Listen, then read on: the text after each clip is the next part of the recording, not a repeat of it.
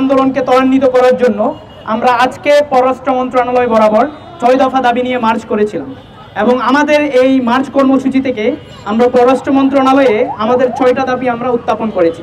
কিন্তু দুর্ভাগ্যের বিষয় হচ্ছে পররাষ্ট্র মন্ত্রণালয়ে আমাদের যিনি পররাষ্ট্র উপদেষ্টা এবং যিনি পররাষ্ট্র সচিব রয়েছেন ওনাদের দেখা আমরা পাই নাই। সেক্ষেত্রে আমরা পররাষ্ট্র মন্ত্রণালয়ের যে মহাপরিচালক ওনার সাথে আমরা দেখা করেছি।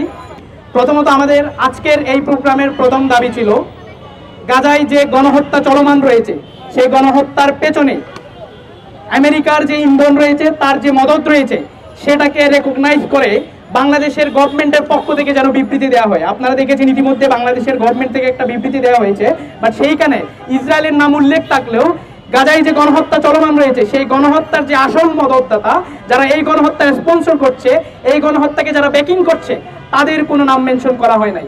আমাদের পররাষ্ট্র মন্ত্রণালয়ের প্রতি দাবি ছিল অবিলম্বে আমেরিকাকে কন্ডেম করে আমেরিকার সংশ্লিষ্টতাকে তুলে আনার মাধ্যমে যেন পুনরায় বাংলাদেশের রাষ্ট্রের পক্ষ থেকে বিবৃতি দেওয়া হয়।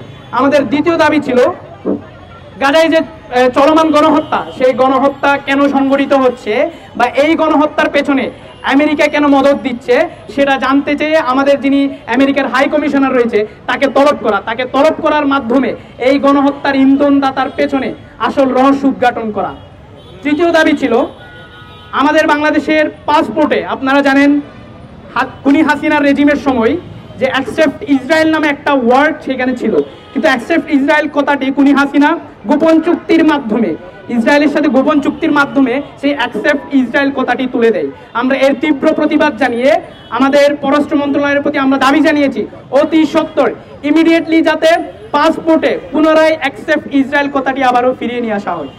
আমাদের চতুর্থ দাবি ছিল ইসরায়েলের যে পণ্য রয়েছে সারা বিশ্বে ইসরায়েলের যে বিভিন্ন প্রতিষ্ঠান কোম্পানি এমএনসিস গুলা যারা ব্যবসা বাণিজ্য করে তাদের পণ্য কোনোভাবেই যাতে বাংলাদেশে বিক্রিত হতে না পারে সেই ক্ষেত্রে আমরা দাবি জানিয়েছি বাংলাদেশ রাষ্ট্রীয় উদ্যোগে স্টেট রেজলিউশনের মাধ্যমে যাতে ইসরায়েলি পণ্যকে বয়কট ঘোষণা করা হয়।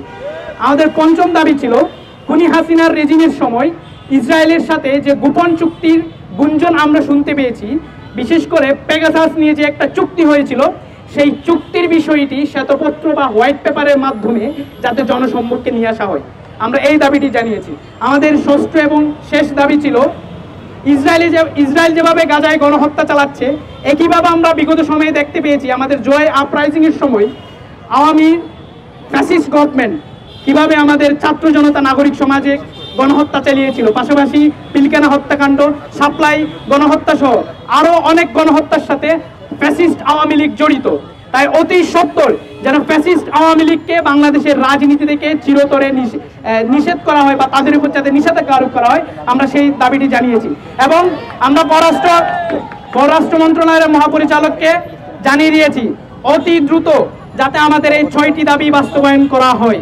যদি বাস্তবায়ন করা না হয় আমরা আরো বড় আন্দোলনের ডাক দিব ইনশাল্লাহ। আমরা আজাদ ফিলিস্তিন মনে করি বাংলাদেশের বর্তমানে সেই সক্ষমতা রয়েছে ফিলিস্তিনের পক্ষে বিশ্বে জনমত তৈরি করা, ফিলিস্তিন ইস্যুকে হাইলাইট করে কর্মসূচি গ্রহণ করার এখতিয়ার এবং সক্ষমতা বাংলাদেশ গভর্নমেন্টের আছে।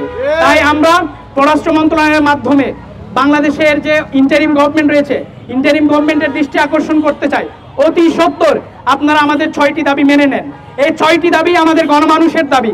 বিগত দিনে আমাদের স্বাধীন ফিলিস্তিন আন্দোলনের জন্য গাজায় ইসরায়েলি গণহত্যা বন্ধের জন্য যে কর্মসূচি সারা দেশে পালিত হয়েছে প্রত্যেকটা কর্মসূচিকে অ্যানালাইসিস করে আমরা এই 6টা দাবি নিয়ে এসেছি। সুতরাং আমাদের 6টা দাবি গণমানুষের দাবি, এই 6টা দাবি আমাদের ছাত্র সমাজের দাবি, এই 6টা দাবি আমাদের আজাদির পক্ষে লড়াই করা আমাদের জুলাই গণঅভ্যুত্থানের যে সৈনিকরা রয়েছে আমাদের যে জুলাই গণঅভ্যুত্থানের আপামর ছাত্র জনতা নাগরিক সমাজের দাবি।